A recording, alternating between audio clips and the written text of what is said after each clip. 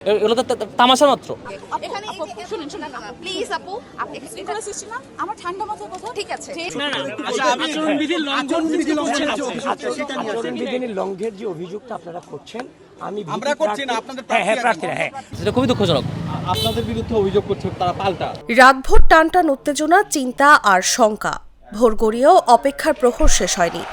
অবশেষে বুধবার সকাল 8:30টায় এলো সেই বহুল প্রতীক্ষিত মুহূর্ত। ঘোষণা করা হলো ডাকসু নির্বাচনের ফলাফল। সাদিক কায়েম সহসভাপতি, প্রাপ্ত ভোট 14,000।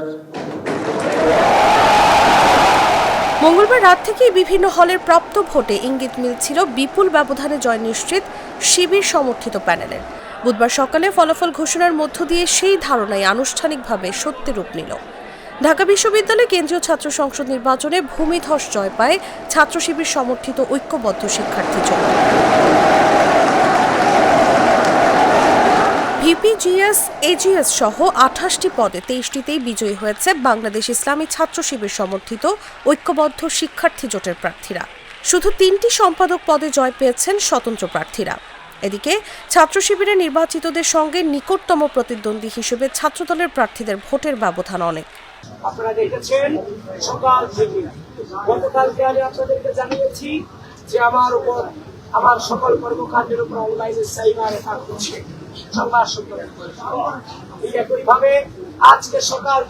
ছাত্র শিবির সমর্থিত প্যানেলের সাদিক কায়েম 14,042 ভোট পেয়ে ভিপি নির্বাচিত হয়েছেন।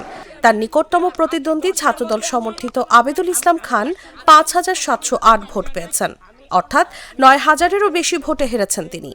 আর জিএস পদে 10,794 ভোট পেয়ে নির্বাচিত হয়েছেন শিবির প্যানেলের SM ফরহাদ। তার নিকটতম প্রতিদ্বন্দ্বী ছাত্রদল সমর্থিত তানভীর বাড়ি হামিম 5,283 ভোট পেয়েছেন।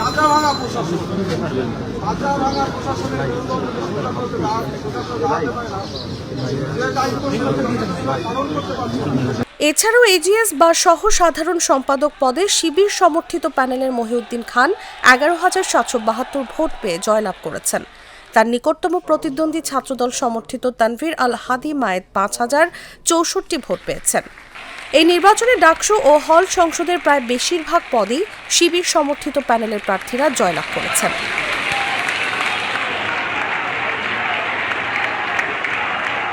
ভিপি পদে অন্য আলোচিত প্রার্থীদের মধ্যে স্বতন্ত্র ঐক্যজোটের উমামা ফাতেমা পেয়েছেন 3,389 ভোট। বৈষম্য বিরোধী শিক্ষার্থী সংসদের ভিপি পদের প্রার্থী আব্দুল কাদের 1,103 ভোট পেয়েছেন।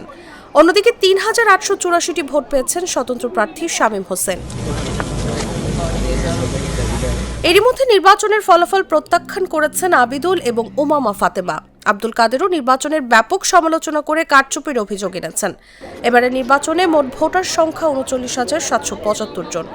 ডাকসুর 28টি পদে দাঁড়িয়েছিলেন 471 জন প্রার্থী, যার মধ্যে নারী প্রার্থীর সংখ্যা 62 জন। তসলিমা তিথি, জাগো নিউজ।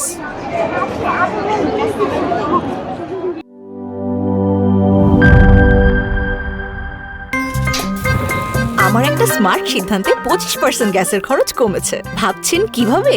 সাধারণ গ্যাস স্টোভ বদলে আমি এনেছি আরএফএল গ্যাস স্টোভ। এর সাইন্টিফিক নজেল ও ব্রাস বার্নার ক্যাপ সমানভাবে তাপ ছড়িয়ে রান্না করে দ্রুত।